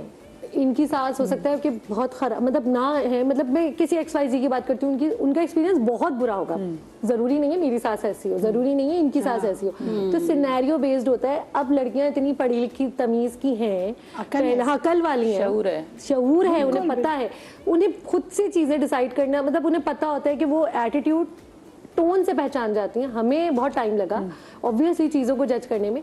फिर इसमें वही वाली बात, एक्सेप्टेंस इग्नोरेंस दोनों ज़रूरी हैं। हाँ। मेरा जो, अगर मैं अपनी बात करूँ, मेरा बेटा, बड़ा बेटा 16 साल का है, मैं छोटी छोटी चीज़ों में उसकी काउंसलिंग कर रही होती हूँ। उससे छोटा मेरा जो है वो 15 साल का है, दोनों की। मैं उठते बैठते खाते पीते उनको ऐसे नहीं कि डंडा लेके, बातों बातों में मैं उनको समझाती हूँ, बेटा ऐसे नहीं करना, कल को तुम्हारी जिंदगी शुरू होगी ना तो ऐसे नहीं करना, ऐसे करना है। उनको मैंने घर की तमाम चीजें सिखाई हैं, सफाई करना, बिस्तर बनाना, खाना पकाना, चीजें, हर चीज उन्हें, कि कभी भी कोई मुश्किल चीज आए तो कर सकते हैं, क्योंकि ये कहीं नहीं लिखा कि ये औरत का काम है, दोनों। अच्छा, हमारे साथ केस भी मौजूद है, यहाँ पे मिसेस शाहिद मौजूद है। अस्सलाम वालेकुम जी। वालेकुम सलाम। मिसेस शाहिद जो है वो सास भी है। मिसेस शाहिद, कितनी आपकी माशाल्लाह बहुएं हैं? मेरी 3 बेटे हैं और 3 बहुएं हैं। बड़ी बेटे की जब मैंने शादी की थी तो बहुत अच्छा माहौल रहा घर में, बहुत सब कुछ ठीक ठाक चला। कुछ टाइम के बाद मैंने उनको बहुत पीरियड दिया। मैंने कहा ज़ाहिर सी बात किसी के घर से आई हैं ये, अब इनको एडजस्ट होने में टाइम लगेगा, क्योंकि मेरी एज में और उनकी एज में फ़र्क है। जो जिम्मेदारियां मैंने उठा के अब यहाँ तक पहुँचाई हैं वो आहिस्ता आहिस्ता करेंगी। मगर 1 साल के बाद ही उन्होंने मेरे बेटे को अलग कर लिया, क्योंकि उनको बहुत प्रॉब्लम थी कि आप, उनकी वालदा कहती थी आप मार्केट क्यों साथ लेके जाती हैं, आप घुमाने क्यों लेके जाती हैं। बेटे से कहा करें, मैंने कहा भाई मैं इसलिए टाइम देती हूँ, इनको स्पेस देती हूँ ताकि ये एडजस्ट हो जाए। अभी बच्चा नहीं हुआ है इनका, तो ये मेरे साथ घूम फिर लें। घर में बैठे बैठे तंग आ जाएंगी, परेशान हो जाएंगी। या तो भाई ये कि अब घर जाने को कहो तो घर नहीं जाती थी अपने, नहीं मैं नहीं जाऊँगी, आप मुझे क्यों भेजती हैं रोज़ाना। अच्छा चलो आप नहीं जा रही हो, घूमने फिरने चली चलो मेरे साथ। तो उनकी वालदा ये कहती थी कि बेटे से को तो अलग कर दिया इन्होंने, खुद लिए बड़ी भी साथ फिरती रहती हैं। तो आपके में से बेटा क्यों उनको घुमाता फिराता था? वो देर में आती थी, तो मैं कहती चलो जितना टाइम मैं दे सकती हूँ मैं आपको देती हूँ ताकि आप कहीं तंग ना हो जाए। लड़की जब दूसरे घर से आती है और हमारे घर में एडजस्ट होने में टाइम लगता है, तो हम ये सोचते हैं कि चलो भाई हम इतनी उसको कंपनी, इतना टाइम दें कि वो खुश रहे। तो जो 1 साल बाद वो अलहदा हुई, तो वो किस वजूहात पे अलहदा हुई? वो इस वजूहात पे हुई कि रमज़ान में मैं रोज़े नहीं रखूँगी, ये रोज़े रखने कहती है, मुझे वीकनेस हो जाती है, ये मुझे टाइम नहीं देती। मेरे मियाँ के कपड़े खुद इस तरह करके मैंने इसलिए किए थे कि इनको समझने में टाइम लगेगा। बच्चे कपड़े सही करके दे दिए, उसको नाश्ता बना के खुद दे, चलो ये नहीं उठी हैं हम दे दें, तो वो समझ रही शायद मैं दूर कर रही हूँ। अच्छा, ओके। तो वो 1 साल में ही अलग हो गई हैं। और जो दूसरी बहू जो है वो उनके 2 बच्चे हो गए, मगर उससे पहले उन्होंने इतने वो करे कि बेइंतहा तंग किया। उन्होंने मुझे, जॉब करती थी वो, बच्चों को, पहले बेटे को मेरे पास छोड़ के जाने लगी। मैंने कोई बात नहीं, जॉब करी, जब मियाँ बीवी में अंडरस्टैंडिंग है तो हम घर में रहते हैं, हम टाइम दे देते हैं। उनको लेके रखा, वो कहने लगी आहिस्ता ऐसा, ये तो मेरे बच्चा छीन रही हैं, ये तो वो करें। मैंने कहा भाई आप जब जॉब पे जाती हो तो बच्चा मेरे साथ ही अटैच हो गया, वो आपको नहीं पहचान रहा, तो मैं इसमें क्या वो कर सकती हूँ? या तो आप जॉब छोड़ दो। नहीं, जॉब भी मैं करूँगी, आप चाहती हैं मैं घर की मासी बन जाऊँ, घर में काम आपके साथ करूँ, तो मैंने कहा घर में तो काम वाली आती है, इसमें आपको क्या है। खैर बहरहाल उन्होंने भी 2 बच्चों के बाद वो अलग हो गई। उनको भी यही प्रॉब्लम थी कि ये तो बहुत ज़्यादा वो करती हैं, पहली वाली भी इसलिए अलग हो गई थी। उनको लगता था कि आप स्पेस नहीं दे रही उनको, या फिर कहता है वो ही समझ रही थी शायद मैं इतना जो टाइम उनको दे रही हूँ ना, तो मेरा कोई लालच है। अच्छा, मैं बेटे को उनकी या तो दूर कर रही हूँ, या कमाई जो उनकी आ रही है उस पर वो बहुत ज़्यादा वो थी, बैंक में जॉब करती थी वो। मेरा ख्याल है इस तरह की। और जो आपकी तीसरी बहू मेरे साथ रह रही थी, मगर ये कि 4 महीने के अंदर ही अंदर उनका बेटा जब पैदा हुआ, 4 महीने के अंदर अंदर उन्होंने अपने घर जाके बैठ गई नाराज़ होके। और वो कि 2 बहुएं तो अलग हो गई, मुझे साथ रखा हुआ है, और बस मेरी जिम्मेदारियां जो है ना वो ये उठा नहीं पाती हैं। मैं इतनी वीक हो गई हूँ, इनको एहसास नहीं है, इनको ख्याल नहीं है। अच्छा, मुझे बताया, अगर तीनों बहुएं आपकी अलग होगी तो कहीं आपको ऐसा हुआ कि आपने बैठ के सोचा कि अच्छा सी क्या रीज़न है, कि ऐसा तो नहीं कि मैं ज़्यादा सख्ती कर रही हूँ, या मेरी एक्सपेक्टेशंस इनसे बहुत ज़्यादा, जैसे वो आपने कहा ना कि वो आपकी बहू ने कहा कि मैं रोज़े नहीं रखती, मुझे वीकनेस हो रही थी, और ये रोज़े रखने का कहती हैं। नहीं, मैं रोज़ा रखने की नहीं कहती, मैं ही कहती थी कि अगर आप रोज़ा नहीं रख रही हो तो कोई मसला नहीं। तो कहती थी आप अपने बेटे को क्यों करती हैं कि ये रोज़ा रखे, उनको बना बना के खिला रही हैं, उनको शाम में रोज़े के टाइम इस तरह दे रही हैं, उनको यहाँ तक कि मैंने कमरे के अंदर नाश्ता तक दिया है।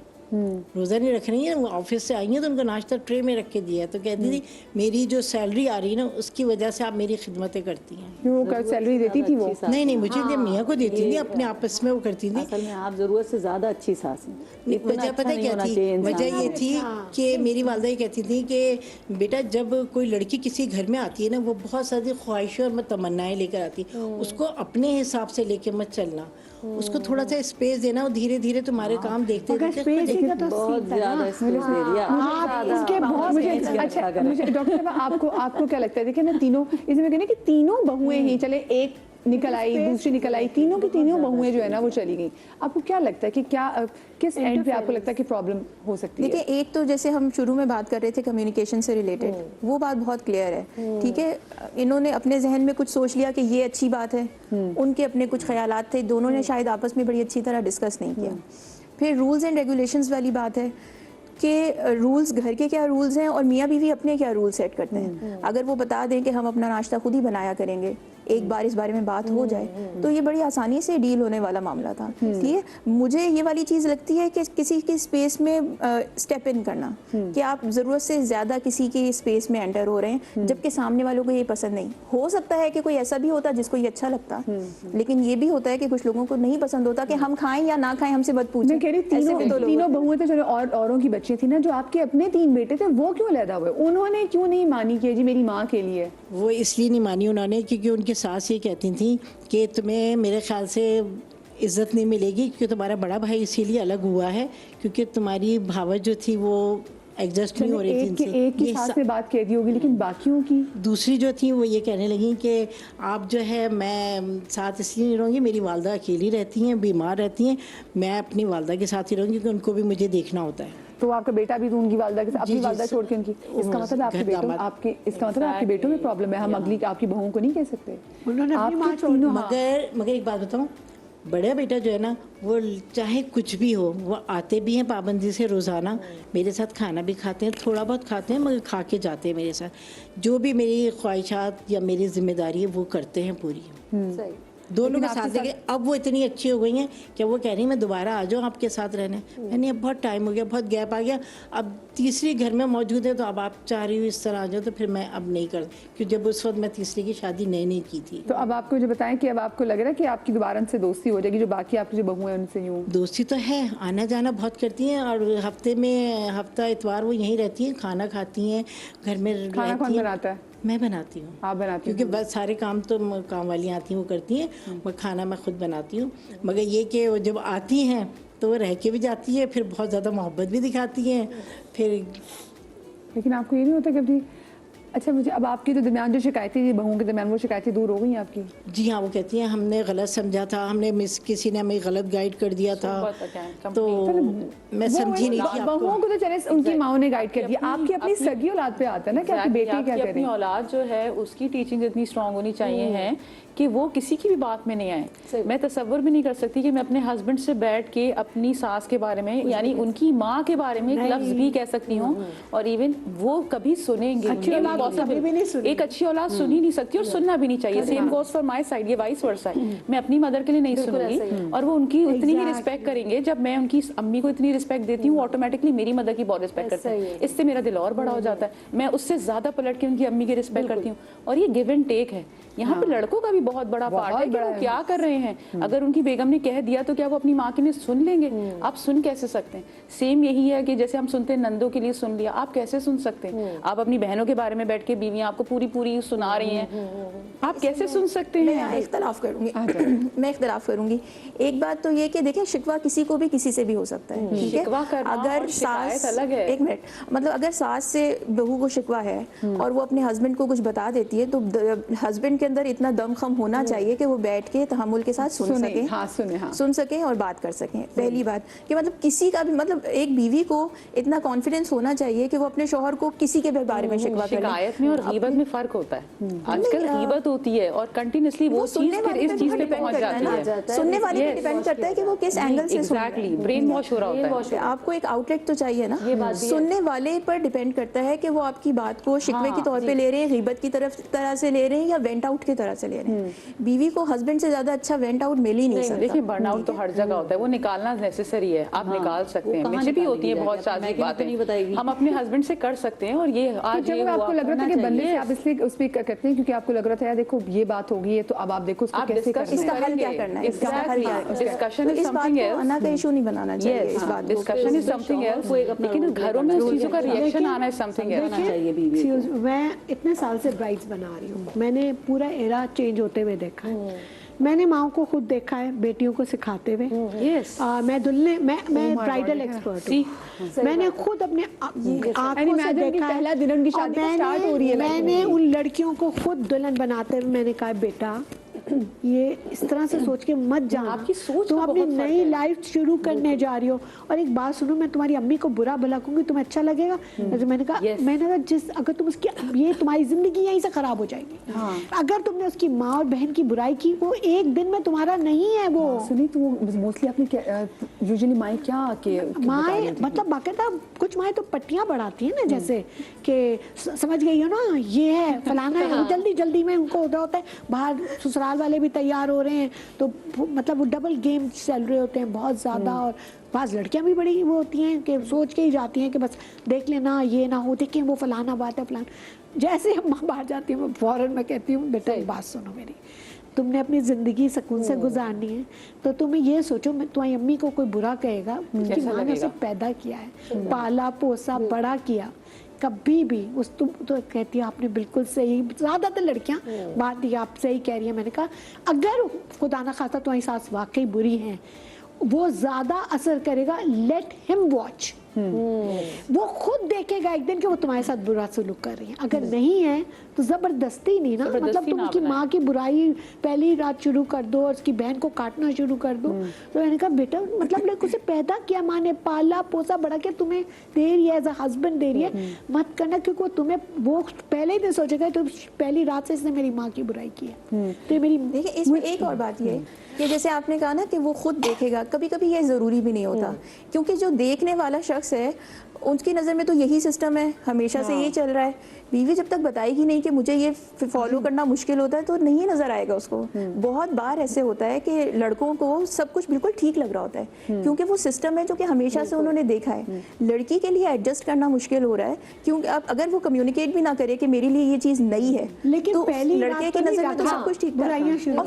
ऑफ कोर्स वो वाली बात ठीक है, लेकिन मतलब जो हम एक्सपेक्ट करते हैं ना कि इन्हें खुद ब खुद पता चल जाएगा, क्योंकि बहुत आजकल बंदे चाह भी होते हैं कि बस चलो चीज जो चली ना बस उसको गुजारो ऐसे। उनको तो भाई हम जरा इसके ऊपर और जरा पर्दा डाल दे कि बस ठीक है आप इग्नोर करो, उनकी कोशिश होती है कि इग्नोर करो जो भी चीजें हो रही होती हैं। अच्छा बट ऐसी बात नहीं बनती, कम्युनिकेट चीज़ों करना को जरूरी कम्युनिकेशन एक चीज और बताना चाहूंगी, देखिए तरीका एग्जैक्टली तरीका मैटर करता है। ये नहीं कि पहले दिन ही आप शुरू हो जाए शिकायतें नहीं, बीइंग ऑनेस्ट।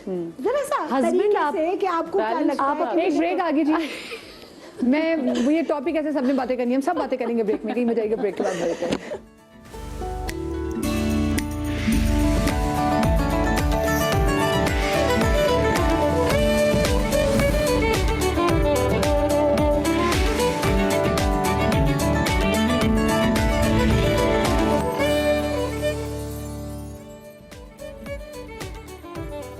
जी ब्रेक के बाद हम आपको एक बार से फिर से खुश आमदीद कहते हैं। मेरे साथ इस वक्त केस स्टडी भी मौजूद है, उनसे बात भी करेंगे और साथ में मेरे ख्याल से बहुत ज़्यादा इंपॉर्टेंट है, क्योंकि देखें हम जो यहाँ पे ख़वातीन बैठी हुई ना, हमारी सासों के साथ बहुत अच्छा बॉन्ड रह चुका है, लेकिन हम समहाउ एंड वेरी अनफॉर्चुनेटली हम हमारे मुल्क की जो बाकी जो बहुत सारी मैं बहुएं देख रही ना, जिन्होंने घर में मार खाई हुई है, जो रोज़ एक मेंटल टॉर्चर बर्दाश्त करती हैं, हम समहाउ उनको रिप्रेजेंट नहीं कर रहे।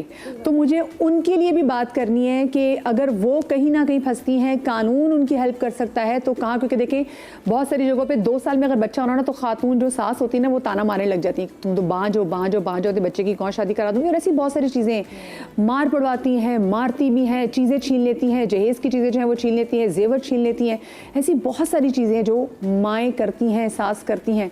तो प्रोटेक्शन कैसे हासिल की जा सकती है ये मैं एडवोकेट साहिबा से पूछूंगी, लेकिन जो बहू मेरे साथ मौजूद है सना, मैं पहले उनसे बात करूँ। अस्सलाम वालेकुम सना। वालेकुम सलाम। जी सना, शादी कब हुई आपकी? मेरी शादी को 12 साल हो गए, 13वां साल है, और शुरू में मेरे लिए इतना मसला नहीं हुआ क्योंकि मेरे हस्बैंड बहुत सपोर्टिव हैं, तो लेकिन जो है ना मेरी सास ने कभी मुझसे मुतमईन नहीं हुई। 12 साल हो गए, ना वो राज़ी हुई, ना वो खुश हुई, ना वो मुतमईन हुई। क्या कहती है उनको आपसे मसला? वो हर चीज़ में जो है ना वो चाहती हैं कि मैं ऊपर रहूँ, इसके ये मेरे लेवल पे ना आ जाए, ना ये ऐसी कोई वो कर दे कि जी मैं इससे खुश हो जाऊं, या ये जो है ना ये समझे कि इसने मुझे मेरा दिल जीत लिया। मैंने हर तरह की कोशिश की। लेवल पे तो आप वैसे भी अगर सास बुजुर्ग होती है आप उनके लेवल पे तो जा नहीं सकते, ऑफ कोर्स उन्होंने इतना टाइम गुजारा तो वो ऊपर ही है माँ की जगह, और मतलब वो जैसे घर की सरबराह हैं, तो अब पहले जैसे कुकिंग में ही होता था कि जी कुकिंग हर घर का मेथड अलग होता है, रेसिपी अलग होती है, कोई किस तरीके से, तो उनको होता तो मैंने उनके तरीके से बनाना शुरू कर दिया कि सादे खाने और इस तरीके से। फिर उनको ड्रेसिंग पे होता था कि ऐसी ड्रेसिंग नहीं करो, इस तरह का ना करो। उसके अलावा अगर हम किसी शादी में जा रहे हैं, अगर मैं उनको छोड़ के टेबल पे अपनी कज़न्स वगैरह से या उनके रिलेटिव से मिलना शुरू हो गई तो उस पर भी उनका एतराज़ कि अच्छा तुम वहाँ बैठी थी मेरी नंद के साथ बैठी, वो तुम्हारी मेरी बुराइयाँ कर रही होंगी तुमसे। मैं कहती थी नहीं ऐसी कोई बात नहीं, जनरल मिलने आए, मुलाकात हुई जैसे शादी वगैरह में। उसके अलावा घर के अंदर भी डस्टबिन के क्या है कि डस्टबिन कॉमन ज़्यादातर किचन में होता है या बाहर होता है, वो कहती थी नहीं छत पे रखो, छत पे कचरा डाल के आओ। एक दफ़ा मैंने उनसे कहा, मैंने कहा छत पे रखने का मतलब है अगर बारिश हो गई तो फिर कौन जाएगा, कौन देखेगा, ध्यान थोड़ी रहता, हम तो कपड़ों की तरफ भागते हैं। लेकिन वो कहेंगे नहीं कुछ नहीं होती, कोई बारिश नहीं होती, चलो ऊपर रख के आओ, नापाकी होती है। मैंने कहा किचन के डस्टबिन से क्या नापाकी होती है भाई, ये भी आप सोचें, लेकिन फिर भी वो ये करती थी। उसके अलावा हस्बैंड मेरे ना, अब मेरे हस्बैंड भी वो करते हैं, कहते हैं अब इनको छोड़ दो, तुम कुछ भी कर लोगी ना, गर्दन भी काट के रख दोगी, ये नहीं मुतमईन होंगी। तो वैसे आपने किसी ने आप मतलब कभी कभी कुछ लोग इतने होते हैं, मुश्किल होते हैं कि आप उनसे कोई डायरेक्ट बात नहीं कर सकते, क्योंकि नार्सिसिस्ट की जो टर्म है, क्योंकि नार्सिसिस्ट तो आप बात करें तो आप ही को गंदा कर देगा, वो तो आप खुद विक्टिम बन जाएगा। किसी और ने कभी कोशिश की कि उनको ज़रा समझाने की? नहीं ऐसा कुछ नहीं, वो किसी की हिम्मत नहीं होती। हमारे ना सास का थोड़ा सा बिहेवियर ऐसा है। असल में मसला ये भी है कि मैं जो हूँ ना, मतलब हमारी लव मैरिज है और मेरी जो तो देवरानियाँ है ना वो दोनों Arrange marriage है। अरेंज मैरिज वो अपनी मर्जी से लाई, तो वो कंपेयर बहुत करती हैं। अपनी गर्दन भी कटा लें तब भी ये बात होगी कि आपने टेढ़ी कटाई है, दोबारा कटाओ, ये गलत है। ये होता है, ये बात बिल्कुल ठीक है। कंटेंट क्रिएटर भी बनाते हैं कि जो पसंद की शादी का जो दामाद है हाँ। उसको वो एक लड़का बनाता है कंटेंट की उसकी सास को कैसे ट्रीट करती है कि जो बेटा पसंद जी की शादी आपने की थी। चड्डा पहना, अब वो ऐसी चीजें बेटा जी आपको माँ बाप ने तमीज ही सिखाई, वो वाली। हाँ, तो मतलब वाकई चीजें डिफरेंट। इसका मतलब है ये सिर्फ पाकिस्तान का इशू नहीं है, ये हमारे इंसान मुल्क में भी ऐसा ही है। बिल्कुल ऐसा आपको क्या लगता है कि क्यों ऐसा, जो पसंद की शादी वाली बहू ही ज्यादा क्यों आपको खटकती है? पता नहीं, मुझे नहीं लगता अपनी कि approve नहीं होती। मैं वो बता रही हूँ आपको, क्योंकि एक ज़माना था जब मैं तो अपने एक्सपीरियंस से कुछ चीज़ें बता रही हूँ कि जब मैं ब्राइड्स बना रही थी तो ज़्यादातर अरेंज मैरिजेस थी। शुरू की बात है अरेंज, कोई एक आधी लड़की आती थी लव मैरिज वाली, तो वो बहुत होता कि अच्छा लव मैरिज हो रही है तुम्हारी, अच्छा। अब ज़्यादातर लव मैरिजेस हैं, अंदर से वो लव मैरिजेस हैं, पेरेंट्स को बीच में शामिल किया गया है, और बहुत कम अरेंज हैं। और वो हैरत होती है कि अच्छा तुम्हारी अरेंज मैरिज हो रही है, अब इतनी लव मैरिजेस हैं। माशाल्लाह। तो वो नहीं है, और ऐसा नहीं है, वही फिर बात आ जाती है हर जगह डिफरेंट सिनेरियो है कि दो चीज़ें होती हैं। जो ये लव मैरिज में जो जहाँ कॉन्फ्लिक्ट आता है ना, पहली चीज़ तो ये कि माँ को ये लगता है कि मुझे प्रायोरिटी पे नहीं रखा गया, मेरे बेटे ने अपनी पसंद, वैसे वो आप पूरी ज़िंदगी बेटे को कहते हैं अपनी पसंद से कपड़े लो, जूते लो, गाड़ी लो, फलाना करो। जब लड़की की बात आती है तो वहाँ वो इनसिक्योर हो जाती है। दूसरी चीज़ उनको ये इनसिक्योरिटी होती है कि वो अपनी पसंद से लाया है ना मेरा बेटा, फौकियत के अलावा ये अलग हो जाएगा, ये उसकी सुनेगा। ये इनसिक्योरिटी होती, खौफ होता है माँ का भी, फियर भी होता है। अच्छा मुझे बताएं, जैसे मैंने बात की बहुत सारी ख़वातीन जो हमें देख रही हैं और वो मेंटली तौर पे अब्यूज़ हो रही है, कि वो तो शुक्र है सुप्रीम कोर्ट का भी शुक्रिया कि उन्होंने कहा कि भी सिर्फ ये नहीं कि अगर आपको जिस्मानी तौर पे टॉर्चर करे तो वही टॉर्चर है, अगर आपको दिमागी तौर पे आपको मियाँ टॉर्चर कर रहा है तो वो भी टॉर्चर में ही कंसिडर होगा। बिल्कुल। तो ऐसी बहुत सारी सासें जो हैं वो भी टॉर्चर करती हैं, बहुएं भी टॉर्चर करती हैं। ऐसा नहीं है कि बहुएं अच्छी हैं, कोई बहुएं भी ऐसी होती हैं कि बेचारी सास वो कहती है बस मेरा मर जाना ही बेहतर है कि अल्लाह ने अगर ये दिन दिखाना था। कौन सी ऐसी सेक्शन है जिससे हम जिससे हम बच सकते हैं? डोमेस्टिक वायलेंस का एक सेक्शन 5 में ना बाकायदा पूरा एक्ट है, और जो सारे सूबों का अलग है।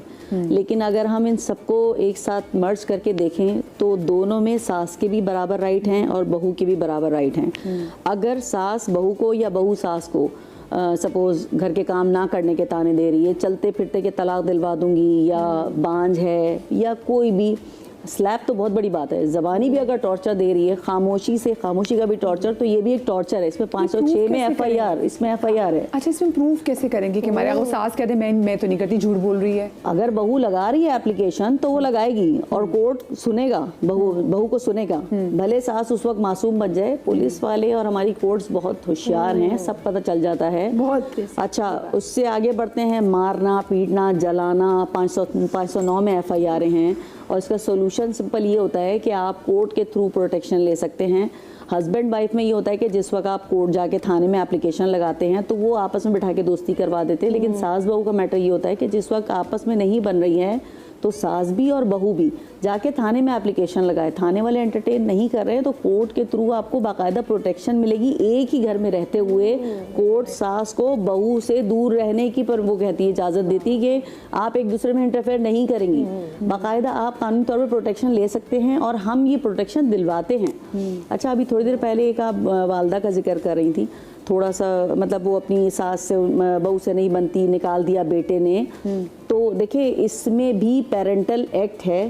पेरेंटल एक्ट जो हमने फ्राइडे को भी शो किया था, आपके याद होगा हमारे पास आंटी आई थी जो कुरान पढ़ाती थी सुरजानी टाउन से, जो अभी मैंने फ्राइडे पे शो किया, उसके वाले से बात करी। तो पेरेंटल एक्ट जो है 2013 के बाद आया है, उसमें भी आप डायरेक्ट कोर्ट में नहीं, डिप्टी कमिश्नर के ऑफिस में आप एप्लीकेशन लगा सकती हैं। और अगर आपने अपनी प्रॉपर्टी बेच के अपने बेटे को या बेटी को प्रॉपर्टी दिलाई और उस बच्चे ने आपको बेदखल कर दिया है जायदाद से, तो आप कानून में इसकी है जगह, आप बेनामी प्रॉपर्टी का सूट फाइल करें, आपको आपका पैसा, आपकी पूरी प्रॉपर्टी वापस मिलेगी, उस बच्चे को बेदखल किया जाएगा उसकी प्रॉपर्टी। अच्छा, इसमें फाइन भी तो है और जेल भी है? बिल्कुल, जेल है, फाइन है, हाँ, 7 से 9 साल की सज़ा है इसमें और जुर्माना है। और इसमें जो है ना लाइक पेरेंटल एक्ट में आप जा सकते हैं। भाई, तो जितने भी पेरेंट्स हमें देख रही हैं, बहुत सारी माएँ जो लिटरली परेशान है कि जी बच्चों ने शादी के बाद हमें हमारे घर से, क्योंकि उलमा दीन भी कहते हैं कि देखिए अपनी ज़िंदगी में अपनी जो जायदाद है उसका मत बंटवारा करें, वो मत तकसीम करें, क्योंकि फिर लिटरली आप कहीं के नहीं रहते।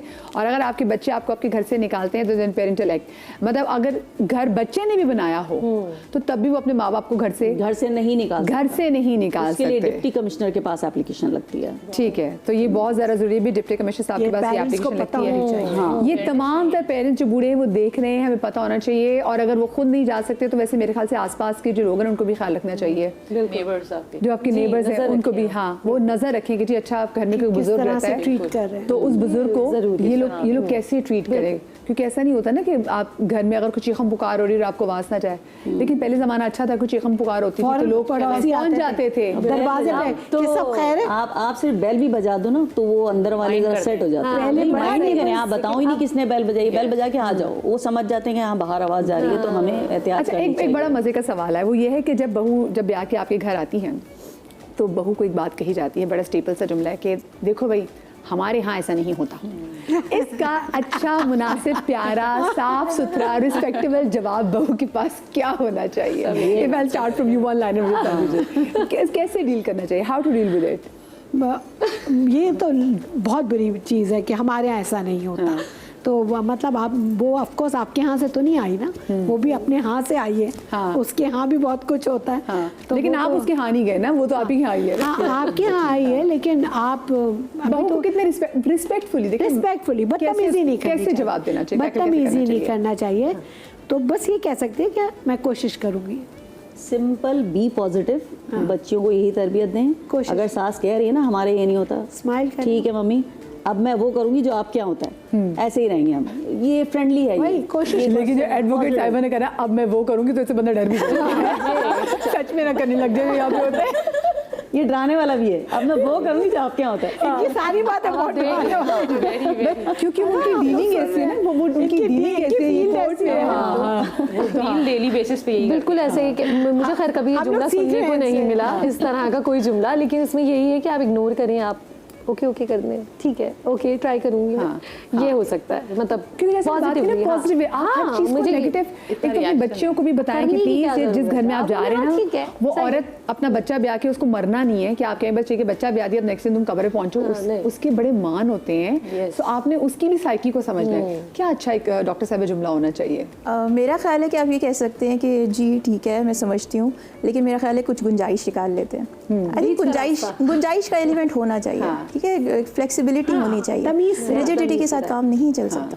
मेरे नज़दीक यही होना चाहिए कि अगर आपको जैसे ये वाला आता है कि हमारे ऐसा नहीं होता, तो लड़कियों की तरफ से बहुत ही काम और बहुत पॉजिटिव रिस्पांस आना चाहिए, क्योंकि अगेन अभी तो जिंदगी शुरू हुई है। अभी तो और अगर उसको नेगेटिव नोट पे स्टार्ट करेंगी तो फिर नहीं, तो आप खुद नेगेटिव हो जाएंगी। अच्छा, हमारे साथ जो यहाँ पे सना मौजूद थी, सना मेरे ख्याल से आपने 12 साल गुजार लिए हैं, मेरे ख्याल से थोड़ी सी और अल्लाह में सब्र का फल बड़ा मीठा देता है। पर हाँ, किसी ना किसी को ना, आई बिलीव आपकी मियाँ को ये ज़रा कुछ करना पड़ेगा कि क्योंकि रिश्ता बहुत प्यारा, वैसे ये हमें ड्रामों की वजह से लगता है और हमारे मुआशरे में ऐसी बहुत सारी मिसालें इसकी वजह से लगता है कि बड़ा खौफनाक रिश्ता है। लेकिन अगर सास और बहू के दरमियान अच्छी दोस्ती हो जाए, यकीन माने आपको किसी और बेस्ट फ्रेंड की जरूरत नहीं पड़ती। अपना बहुत सारा ख्याल रखिएगा। शाद रही, आबाद रही, अल्लाह पाक आपको औलाद के गम से महफूज रखे। जिंदगी रही तो कल मिलेंगे। अल्लाह हाफिज़।